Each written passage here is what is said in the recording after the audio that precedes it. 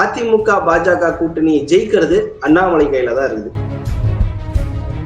அந்த மாதிரி ஒரு நிர்வாகம் தான் தான்சானியிலும் தேவையே தவிர, திராவிட மாடல் ஆட்சி வந்துச்சுன்னு வச்சுக்கோங்களேன், எல்லாரும் குடிச்சு நான் ஏற்கனவே சொன்ன மாதிரி பார் போற்றும் மாடலா இல்லாம பார் போற்றும் மாடலா தான் போகும்.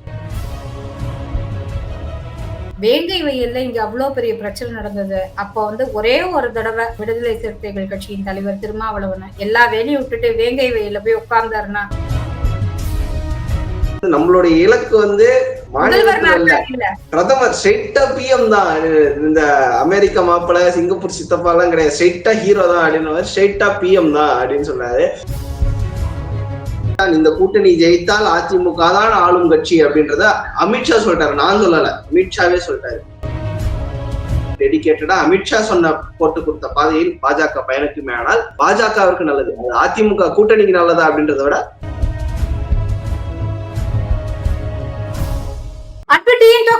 நேயர்களுக்கு வணக்கம். நம்முடன் இன்று இணைந்திருப்பவர் ஊடகவியலாளர் திரு விக்னேஷ் அவர்கள். வணக்கம் விக்னேஷ், உங்களை வரவேற்பதில் பெருமிதம் அடைகிறோம். வணக்கம். வணக்கம் மேடம். வணக்கம் நேயர்களே.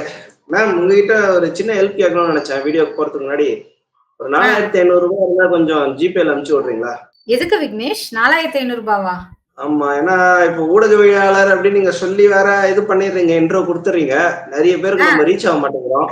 அதனால டான்சானியா மக்கள் என்ன பண்றாங்கன்னா, இந்த 4500 ரூபாய் வாங்கி உங்களோட போட்டோவை வச்சு நீங்க கூட அந்த ப்ரொமோஷன் பண்ணிக்கலாம். உங்களோட போட்டோவை வச்சு நீங்க கொடுக்குற மெசேஜ், எனக்கு உங்களை ரொம்ப பிடிக்கும், நீங்க பெரிய ஆளு, நீங்க வல்லவரு, நல்லவரு, நாளும் தெரிஞ்சவரு, அந்த மாதிரி ஏதாவது கண்டென்ட்டோட பேசணும் அப்படின்னா அதுக்கு ஒரு 350 இருந்து $400 வரைக்கும் ஆகுது. சரி, அது இதுன்னு சேர்த்து ஒரு 4500 ரூபாய் அனுப்பிச்சு விட்டோம்னா நம்மளும் கொஞ்சம் ஃபேமஸ் ஆயிடலாம்ல. டான்சானியா மக்களே கொண்டாடும் ஊடகவியலாளர் விக்னேஷ், ஊடகவியலாளர் சுபா அப்படின்னு சொன்னா நம்மளுக்கும் ஒரு பெருமை தானே. ஐயோ, நான் ஏதோ நீங்க சீரியஸா கேக்குறீங்கன்னு நினைச்சு பேசிட்டு இருக்கேன். இதெல்லாம் வேற நடக்குது. தமிழ்நாட்டு அரசியலுக்கே இவ்வளவு பெரிய பிராண்டிங்கோட அது பண்ணிட்டு இருக்காங்க. முதல்வர் மு.க. ஸ்டாலின் அவர்களுடைய போட்டோ எடுத்து டான்சானியா மக்களே, பழங்குடியின மக்களே கொண்டாடுறாங்க. முதல்வர் ஸ்டாலின் ரேஞ்சில இந்த பிராண்டிங் பண்றாங்கன்னா நம்மளும் ஒரு சின்ன பிராண்டிங் பண்ணிடலாமே. 4500 ரூபாய் திராவிட மாடல் ஆட்சி உலகத்திற்கே எடுத்துக்காட்டாக இருக்கு, அப்படிதான் தான்சானிய மக்கள் பாக்குறாங்க அப்படின்னு சொல்லியிருக்காங்க. ஆமா, பழங்குடிமா இங்க இருக்கிற வேங்கை வயல் மக்களை கேட்டீங்கன்னாலே திராவிட மாடல் ஆட்சி எந்த நிலைமையில இருக்குது அப்படின்றத தெல்ல தெளிவா சொல்லிடுவாங்க. இத திராவிட மாடலுக்கு சர்டிபிகேட் கொடுக்கறதுக்கு டான்சானியா மக்கள் தானா, ஆனதாச்சும் ஒரு 4500 போட்டு பண்ணு அப்படின்னு யாராவது ஒரு உடன்பிறப்பு ஒரு இதுல பண்ணிருப்பாங்க. அதை கலைஞர் டிவில இத்தனை பிளாஷ் நியூஸா போட்டு அதுக்கு ட்விட்டர்ல பாத்தீங்கன்னா பலரும் ஒரு 4500 ரூபாய் வச்சு இவ்வளவு பெரிய உருட்டு இருக்கீங்களே அப்படின்ட்டு அதையும் கிண்டல் பண்ணியிருந்தாங்க. எனக்கு ஒரு விஷயம் ஞாபகம் வந்துச்சு.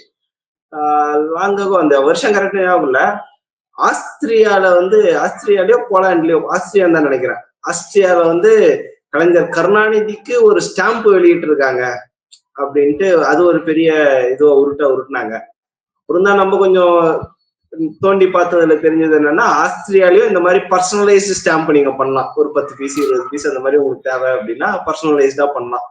இந்த மாதிரிதான் இதுவும் இருக்குமோ இல்ல இந்த மாதிரிதான் அதுவும் இருக்குமா அப்படின்ட்டு ஒரு டவுட் வந்துருக்குது.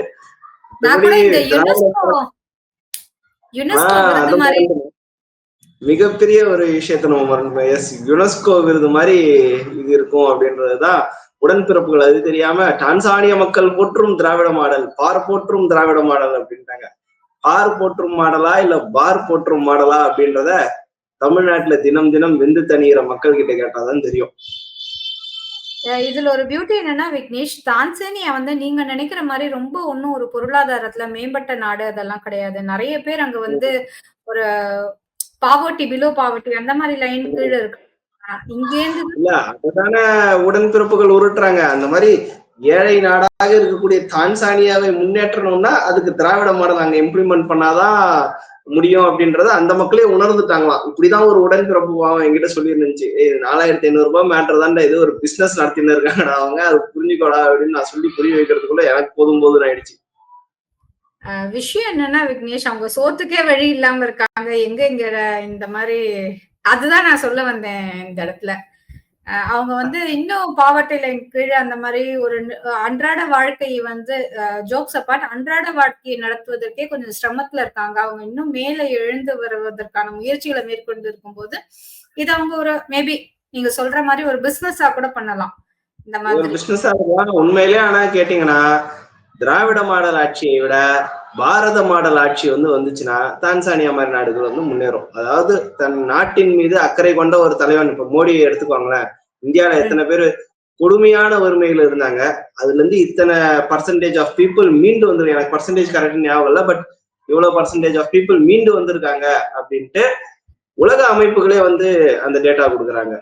கொடுமையான பாவர்ட்டி, சாதாரண இது கிடையாது, கொடுமையான பாவர்ட்டில இருந்து இந்தியா மீட்டு இருக்கிறது அப்படின்ட்டு. முக்கியமா பாத்தீங்கன்னா ஊழல் ஒழிப்பு அப்படின்ற ஒரு விஷயமே மக்களுக்கு கடைக்கோடி மக்கள் வரைக்கும் போய் அந்த பெனிஃபிட்ஸ் சேருவதற்கான வாய்ப்புகளை கொடுத்துருக்கு.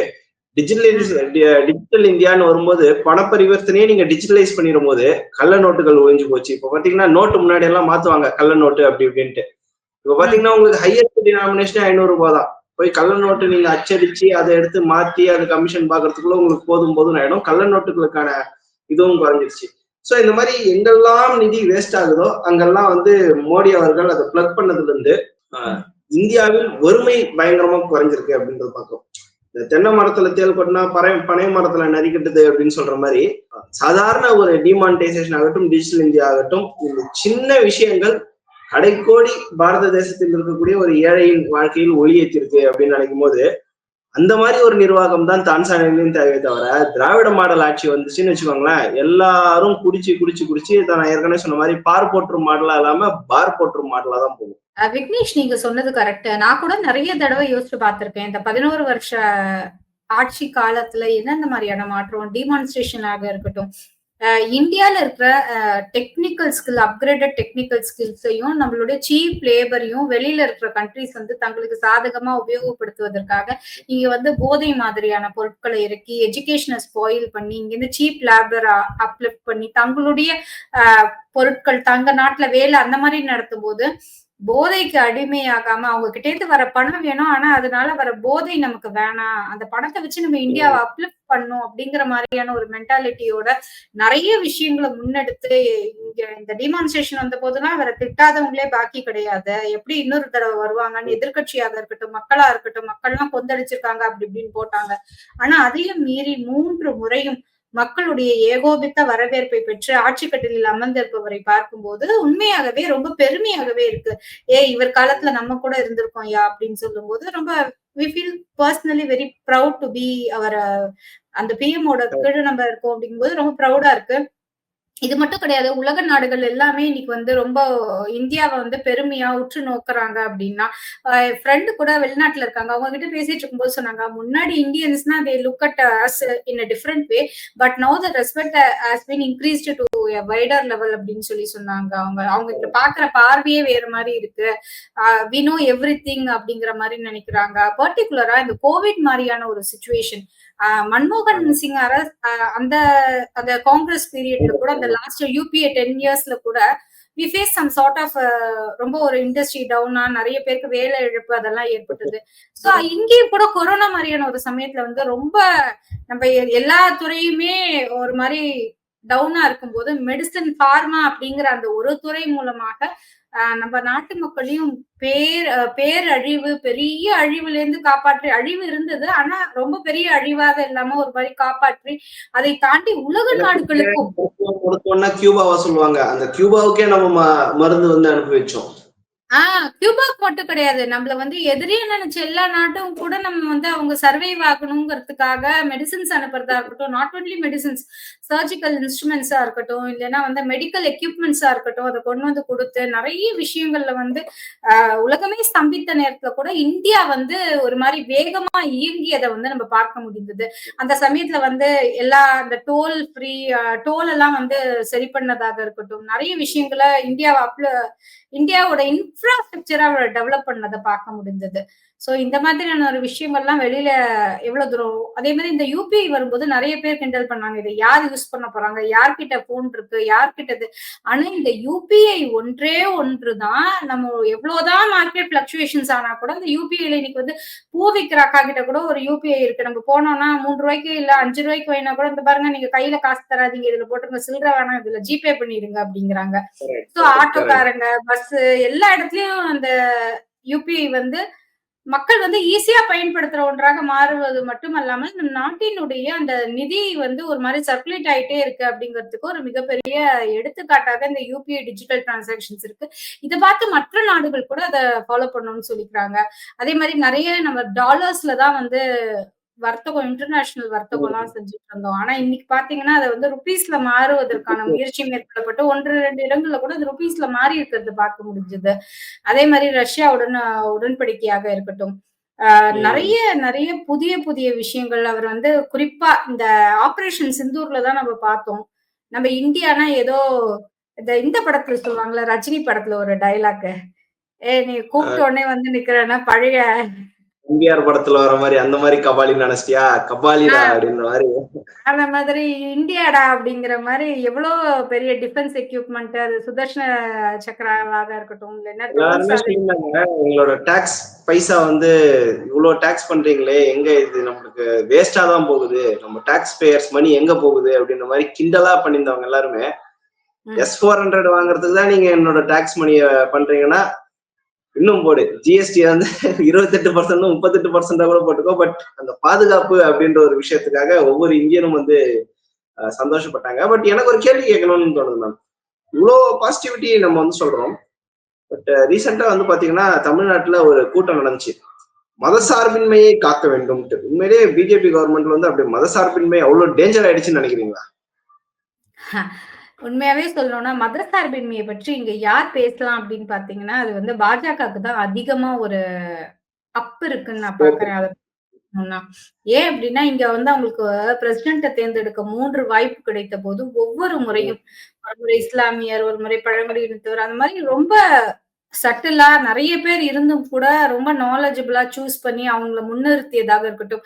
அதாவது மதசார்பின்மை வேண்டும்னு சொல்ற கட்சிகள் கூட, ஒரு ஒருத்தர வந்து முன்னிறுத்தி, அந்த பழங்குடியினத்தவருக்கு எதிராக போர்க்கொடிக்காக தூக்கி நிக்க வச்சு அவங்கள தான் பண்ணணும்னு மதசார்பின்மை பேசினவங்க கூட மதசார்பின்மை எங்க கொள்கை இல்லைங்கிற மாரியான ஒரு வார்த்தைய பேச வச்சது தப்பா ஒரு விஷயத்த சொல்லணும். ஆ ம். ஒரு பழங்குடியின பெண்ண வந்து ஜனாதிபதி ஆக்கணும்னு முடிவு பண்ணிட்டாங்க.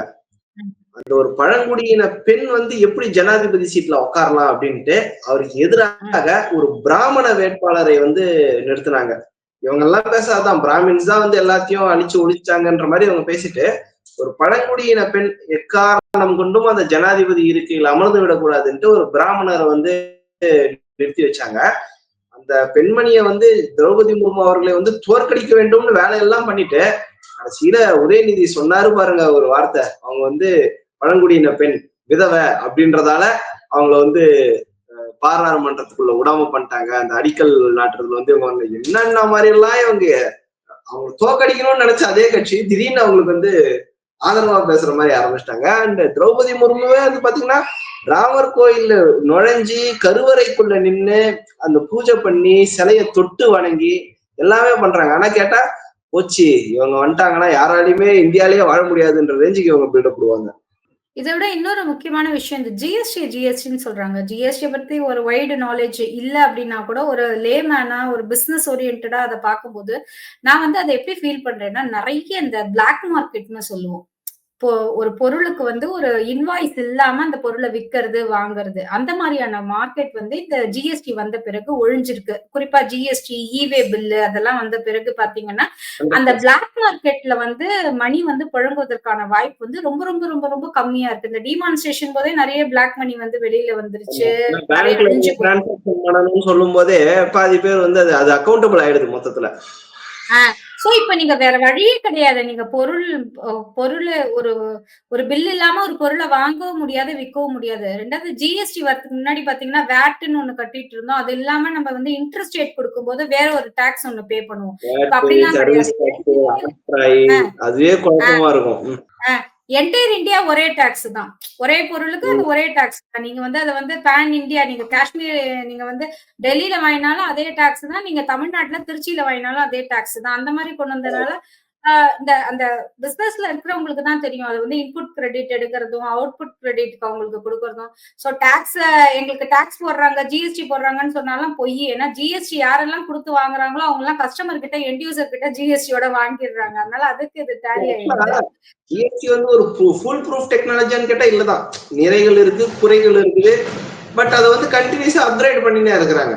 இந்த ஒரு பொருள் ஜிஎஸ்டி ரேட்டை மாத்துறதாகட்டும், இல்ல இன்புட் டாக்ஸ் கிரெடிட் எடுக்கிறதுல இருக்கிற மெத்தடாலஜிஸ் ஆகட்டும், கம்ப்யூட்டேஷன் ஆகட்டும், எல்லாத்தையுமே வந்து அவங்க என்னென்ன அப்கிரேட் பண்ண முடியுமோ சின்ன சின்ன விஷயத்தையும் அவங்க பண்ணி கொண்டுதான் இருக்கிறார்கள். ஆனால் ப்ரீ ஜிஎஸ்டியரா போஸ்ட் ஜிஎஸ்டியரான்னு பார்க்கும்போது, போஸ்ட் ஜிஎஸ்டில ஜிஎஸ்டி வந்ததுக்கு அப்புறம் பயங்கரமான மிச்சம் வந்திருக்கு. பெஸ்ட் ப்ரூஃப் நம்ம கண்ணு முன்னாடி இருக்கிறது என்னன்னு பாத்தீங்கன்னா, கலெக்ஷன், ஜிஎஸ்டி கலெக்ஷன் பயங்கரமா கவர்மெண்ட்டுக்கு வரதால இன்கம் டாக்ஸ் கட்டுறவங்களுக்கு இவ்வளவு பெரிய ரிலீஃப் கொடுத்துருக்காங்க.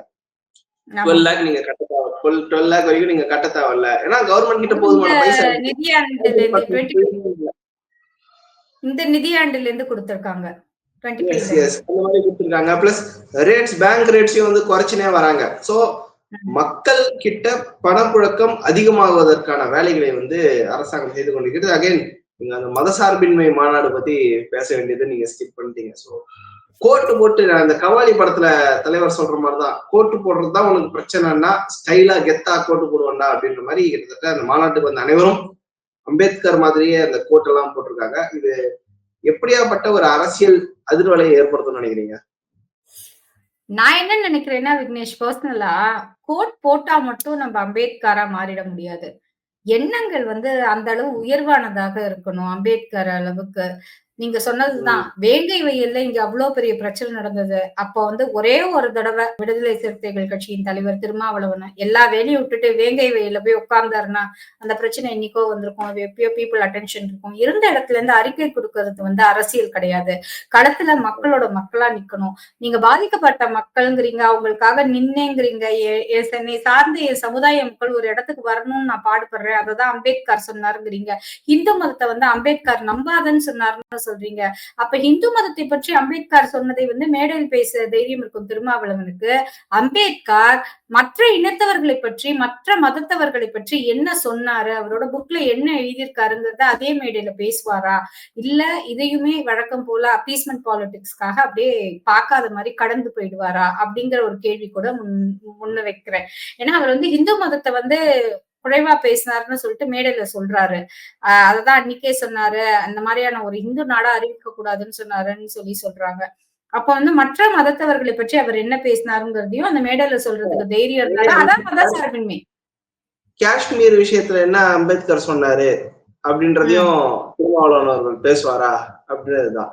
காஷ்மீர் பத்தி என்ன சொன்னாரு, யூனிஃபார்ம் சிவில் கோடு பத்தி என்ன சொன்னாரு, பீஃப் சாப்பிடணுமா வேணாவான்றதை பத்தி, கான்ஸ்டிடியூஷன்ல அதை இன்க்ளூட் பண்ணலாமா வேணாவான்றதை பத்தி என்ன சொன்னாரு, சமஸ்கிருதத்தை தேசிய மொழியா ஆக்கணுமா ஆக்க வேணாவான்னு சொன்னாரா இல்லையா, ஹிந்திய வந்து ஒவ்வொரு மாநிலமும் ஒவ்வொரு அந்த இந்தியா ஹோல் கண்ட்ரி அண்ட் ஒவ்வொரு மாநிலமும் ஹிந்திய ப்ரொமோட் பண்ணணும்னு சொல்லியிருக்காரு. அதை பத்தி திருமாவளவன் என்ன சொல்ல போறாரு? இதுக்கெல்லாமும் அம்பேத்கர் சொன்ன அதே வார்த்தைகளை திருமாவளவன் அவர்கள் ஏற்று அம்பேத்கரின் பாதையில் நடப்பாரா இல்லையா அப்படின்றத திருமாவளவன் அவர்கள் தான் உங்களுக்கு தெளிவுபடுத்தும். எஸ் விக்னேஷ், நானுமே அதை அப்படிதான் பார்த்தேன். என்னடா அது அப்படின்னு சொல்லிட்டு நிறைய விஷயங்கள் வந்து 2 சீட்டுக்காக நான் இப்ப, ஆனா ஒரு இடத்துல அவர் ரொம்ப தெளிவா இருக்காரு.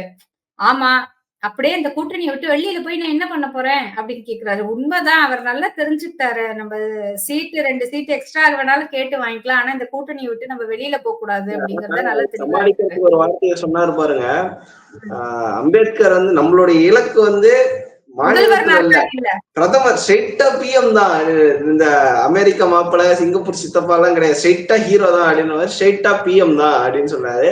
உள்ளதெல்லாம் உயர் உள்ளல், அது தப்பு ஒண்ணும் கிடையாதுன்னு வச்சுக்கோங்க. ஆனா ஒரு பிஎம்ஆ இருப்பதற்கு நீங்க ஒரு தகுதியை வளர்த்துக் கொள்ள வேண்டும். என்ன மாதிரியான தகுதி அப்படின்னா, அநியாயத்தை கண்டால் கூட்டணி கட்சியாக இருந்தாலும் கேட்க வேண்டும், தட்டி கேட்க வேண்டும். தன்னை நம்பி வந்த, தன்னை சார்ந்த மக்களை வந்து என்ன இடத்துக்கும் வந்து விட்டுறக்கூடாது. நாங்கள்லாம் என்ன தாழ்த்தப்பட்டவங்களா அப்படின்னு தயாநிதி மாறன் அவர்கள் கேட்டபோது இது ஒரு தோழமை சுட்டல் அப்படின்ற மாதிரி ஒரு வார்த்தையை சொல்றாரு. பிரதமர் நாற்காலிக்கு ஆசைப்படுபவர் அதற்கான தகுதியையும் வளர்த்துக் கொள்ள வேண்டும் அப்படின்றதுதான். இவர் தாழ்த்தப்பட்ட சமூகம் அப்படின்றதுக்காகலாம் நம்ம ஒண்ணும் சொல்லலாம். பல தலைவர்கள் வந்து அந்த பிரதமர் நாற்காலிக்கான ஒரு போட்டியில வந்து ஒரு டைம்ல இருந்தாங்க. ஈவன் பகுஜன் சமாஜோட தலைவராக இருந்த மாயாவதி அவர்கள் கூட ஒருவேளை தொங்கு நாடாளுமன்றம் வந்துச்சுன்னா நம்ம ஒரு பிரைம் மினிஸ்டர் பேஸ்ல இருக்கும்ட்டு. பட் அவர்கள் எல்லாம் தன்னை வலிமையான தலைவர்களாக முன்னிறுத்தி மக்களை மக்களின் தலைவராக வந்து ஒரு ஜாதிய தலைவராக அடையாளப்படுத்தி கொண்டு அவங்க வந்து அந்த பிரதமர் ரேஸ்ல கிடையாது.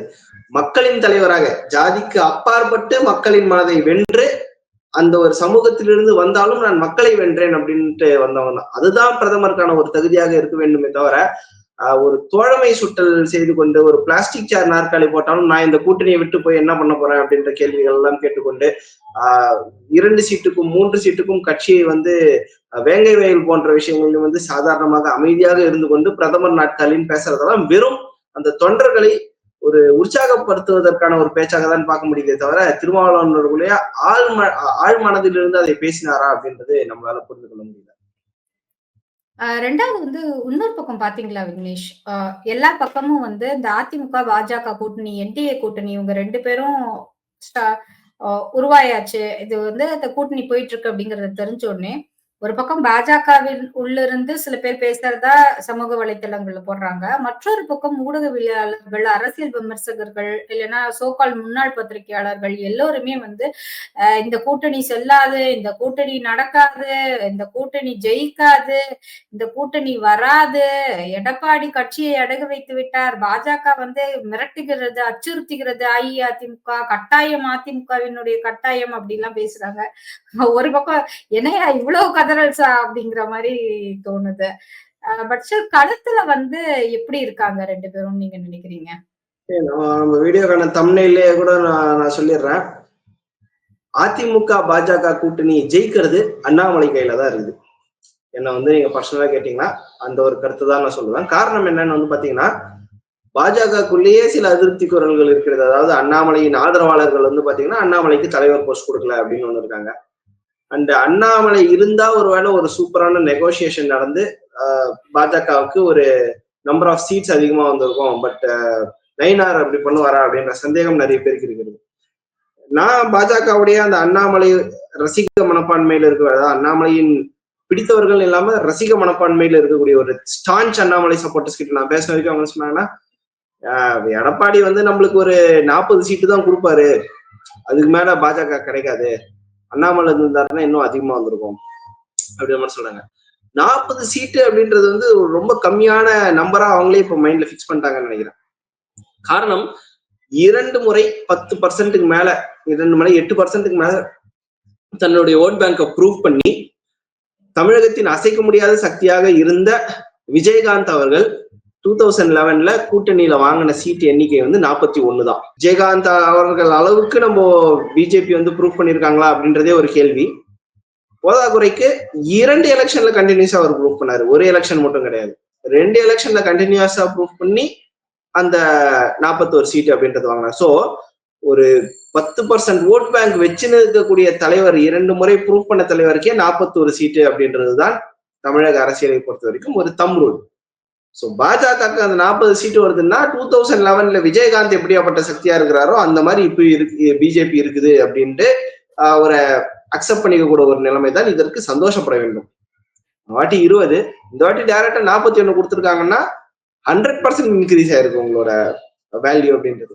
சோ நான் அந்த பாஜக அதிருப்தியாளர்களிடம் சொல்லிக்கொள்ள விரும்புவது இதுதான், 40 சீட்டுன்றது பெருசு, என்னுடைய ரூல் தம் ரூல் படி நான் ஒரு கால்குலேஷன் படி 35க்கு மேல வந்தாலே பாஜகவுக்கு வந்து அது லாபம் அப்படின்னு தான் நான் நினைப்பேன். ஏன்னா தமிழக அரசியல் நிலவரத்தை பொறுத்த வரைக்கும் பார்க்கணும். அது போதாது அப்படின்ட்டு இன்னைக்கு பச்சையா ஒத்துக்கணும்னா அப்பர் ஹேண்ட் வந்து அதிமுக கிட்டதான் இருக்கு. அதிமுக ஆண்ட கட்சியாக இருந்தது, அவருடைய தலைமையில் தான் இந்த கூட்டணி ஜெயித்தால் அதிமுக தான் ஆளும் கட்சி அப்படின்றத அமித்ஷா சொல்லிட்டாரு, நான் சொல்லல, அமித்ஷாவே சொல்லிட்டாரு. சோ நம்ம சோசியல் மீடியால நிறைய பேர் இருப்பாங்க, மோடிக்கே பாடம் எடுப்பாங்க, மோடி கிட்ட வந்துட்டு இந்த திட்டம் அப்படி பண்ணிருக்க கூடாது, இந்த திட்டம் எப்படி பண்ணிருக்க கூடாது, அந்த மாதிரி அமித்ஷாவுக்கே நிறைய பேர் இங்க பாடம் எடுத்துருக்காங்க அரசியலை பொறுத்த வரைக்கும். நான் கேட்கறதெல்லாம் ரொம்ப சிம்பிளான ஒரு விஷயம் தான். நிறைய பேர் சொல்லுவாங்க யூபி மாதிரி தமிழ்நாட்டை நினைச்சிட்டார் அமித்ஷா, தமிழ்நாடு ஒன்றும் யூபி அரசியல் நிலவரம்லாம் கிடையாது, யூபியில பண்ண பாலிடிக்ஸ் எங்க பண்ண முடியாது அப்படின்ட்டு. உங்களுக்கு யூபி பாலிடிக்ஸை பத்தி அந்த அளவுக்கு என்ன தெரியும்? என்னுடைய கேள்வி இதுதான். தமிழ்நாட்டுல கும்மிடி பூண்டி தான்னா என்ன பாலிடிக்ஸ் நடக்குது அப்படின்றதே நம்மளுக்கு தெரியாத போது யூபி பாலிடிக்ஸ் மாதிரி தமிழ்நாடு இல்ல அப்படின்றது நீங்க எதை வச்சு சொல்றீங்க? 28 மாநிலம், 7 யூனியன் டெரிட்டரி எல்லாத்துலயும் பாலிடிக்ஸ் ஹேண்டில் பண்றவர் அமித்ஷா அவர்கள். யூபியில் வேற களம், பீகாரில் வேற களம் அப்படின்றது அவருக்கு நல்லாவே தெரியும். அதே மாதிரி தமிழ்நாட்டுல என்ன களம் அப்படின்றது தெரியும். அமித்ஷா அவர்கள் சொல்வதை கர்மமே கண்ணாக நீங்க வந்து கரெக்டா செஞ்சீங்கன்னா கடமையை செய் பலனை எதிர்பார்க்காதே அப்படின்ற மாதிரி டெடிகேட்டடா அமித்ஷா சொன்ன போட்டு கொடுத்த பாதையில் பாஜக பயணிக்குமே ஆனால் பாஜகவிற்கு நல்லது. அதிமுக கூட்டணிக்கு நல்லதா அப்படின்றத விட பாஜக என்ற கட்சிக்கு அவர்கள் நல்லது. இல்ல நாங்க வந்து எங்க அண்ணாமலை அவர்களுக்கு கொடுக்கவில்லை என்றால் நான் கட்சிக்கு எதிராக கூட நான் செயல்படுவேன் அப்படின்ற மாதிரி ரசிக மனப்பான்மையில் இருப்பவர்களால் பாஜக ஆபத்தோ இல்லையோ அண்ணாமலை அவர்களுக்கு ஆபத்து. நல்லா சொன்னீங்க விக்னேஷ். நிறைய இடத்துல நம்ம பாக்குறோம் சில சில சலசலப்புகள் வந்து பெரிய பெரிய பிரச்சனைகளுக்கு ஒரு ஆரம்ப புள்ளியா மாறிடும். ஆனா ரொம்ப அதிசயமாக இந்த மாதிரியான உட்கட்சி பிரச்சனைகள் இல்லைன்னா கூட்டணி கட்சிகளுக்குள்ளான சில விஷயங்கள் எல்லாம் மறந்துட்டு இல்லைன்னா மறைச்சிட்டு அவங்க களத்துல மக்களோடு மக்களாக நின்று இந்த 10 மாசமும் பயணம் செய்தால் மட்டும்தான் இவங்க 4.5 ஆண்டுகள்ல என்ன பண்ண மறந்தாங்களோ அந்த விஷயங்கள் எல்லாம் பண்ண முடியும்னு நான் நினைக்கிறேன். இந்த 10 மாசத்துல அதை செஞ்சா மட்டும்தான் மக்கள் இடம் பிடிக்க முடியும். இந்த அதிமுக பாஜக கூட்டணி மட்டும் உருவானதுனாலேயே ஒரு பெரிய டஃப் அப்படி எல்லாம் நான் வந்து பர்சனலா அக்செப்ட் பண்ணிக்க மாட்டேன். இந்த அதிமுக பாஜக கூட்டணி பாத்தீங்கன்னா இன்னுமே கூட கொஞ்சம் வலுவான கட்சிகள்லாம் கம்பல்சரியா அவங்க ஹேண்ட கொடுக்கணும். அது வந்து தேமுதிகவாக இருக்கட்டும், இல்லைன்னா பாமகவாக இருக்கட்டும், இல்லைன்னா தமிழ் மாநில காங்கிரஸாக இருக்கட்டும், இன்னும் கூட வேற ஏதேனும் கட்சிகள் சில சின்ன மொத்தம் 46 கட்சி இருக்கு தமிழ்நாட்டுல அப்படிலாம் சொல்றாங்க. யார் யார் வராங்களோ எல்லாரையுமே உள்ள கூட்டிட்டு வந்து அது மாதிரி ஒரு மெகா கூட்டணி அப்படிங்கறத ஒண்ணு அமைக்கும் போது மட்டும்தான் ஒரு இந்த கட்சி அபிமானி அந்த கட்சி அபிமானி அப்படிங்கிற மாதிரி இல்லாம ஒரு பொதுவான மக்களுக்கு அதிருப்தி எதாவது ஆன்டி இன்குபென்சின்னு சொல்றோம் இல்லைங்களா, அந்த வைப் இருக்கிற மக்களுக்கு என்ன தோணும்னா பரவாயில்லப்பா கண்டிப்பா வந்து இவர் பாரு இவ்வளவு பெரிய மெகா கூட்டணி அமைச்சிருக்காரு, அப்ப கண்டிப்பா இந்த திமுக எதிர்ப்பு வாக்குகள்லாம் இவருக்குதான் போகும், அதனால இவர் ஜெயிச்சிருவாரு அப்படிங்கிற மனநிலையில இந்த நாங்க யாரு ஜெயிக்கிறாங்களோ அவங்களுக்கு மட்டும்தான் ஓட்டு போடுவோம்னு ஒரு செட் ஆஃப் பீப்புள் இருப்பாங்கல்ல, அவங்க வந்து இந்த வந்து தங்களுக்கான ஆப்ஷனாக தேர்ந்தெடுப்பதற்கு இன்னும் கூட மெகா கூட்டணி அமையணும். அந்த கூட்டணி வந்து மக்களோட பயணிச்சு கடைசி வரைக்கும் களத்துல நின்று மக்கள் பிரச்சனையை முன்னிறுத்தி இன்னும் நிறைய செய்ய வேண்டிய வேலைகள் இருக்கு போல. இப்பதான் நம்ம ஸ்டார்டிங்ல பிள்ளையார் சொல்லி போட்டிருக்க மாதிரி இருக்கு இந்த கூட்டணி. இந்த கூட்டணி பிள்ளையார் சொல்லி போட்டா மட்டும் பரவாயில்ல, பக்கத்துல இருக்கிற பக்கங்கள் எல்லாம் ஃபில்லப் பண்ண வேண்டிய நாட்களும் ரொம்ப வேகமா இருக்கு, டைம் கம்மியா இருக்கு. ஆனா செய்ய வேண்டிய செயல்கள் நிறைய இருப்பதுனால எல்லோரும் ஒன்றிணைந்து செயல்பட வேண்டிய காலம் இது அப்படின்னு தான் நான் நினைக்கிறேன் விக்னேஷ் இந்த இடத்துல. நிச்சயமாக நிச்சயமாக நிறைய விஷயங்கள் வந்து ஆக்சுவலா இன்னைக்கு பேசணும் ஒரு மிகப்பெரிய ஒரு டிஸ்கஷனாக தான் இது இருந்தது. மோடி அவர்கள் என்னென்ன செஞ்சாரு தேசத்துக்கு அப்படின்றது வந்து டான்சானியாவுடைய அந்த வீடியோல ஆரம்பிச்சு அடுத்த நிஜமாவே நீங்க ஏதோ கேக்குறீங்கன்னு நினைச்சேன், நான் அத நினைவு கொண்டு இல்ல. அடுத்த அரசியல் களம் எப்படி இருக்கும் அப்படின்ற ஒரு கேள்வியோட முடிச்சிருக்கோம். ஸோ நம்மளுடைய ப்ரெடிக்ஷன் படி நிறைய கட்சிகள் இந்த கூட்டணியில இணையும் அப்படின்றதோட இந்த ப்ரெடிக்ஷன் வந்து நம்ம முன்வைக்கிறோம். எந்த அளவுக்கு அரசியல் களங்கள் இனிவரும் காலங்கள்ல மாறுது அப்படின்றத நம்ம பொறுத்திருந்து பார்ப்போம். ரொம்ப நன்றி மேம். மீண்டும் இன்னொரு வீடியோ சந்திப்போம். நன்றி, வணக்கம் விக்னேஷ். தேங்க்யூ.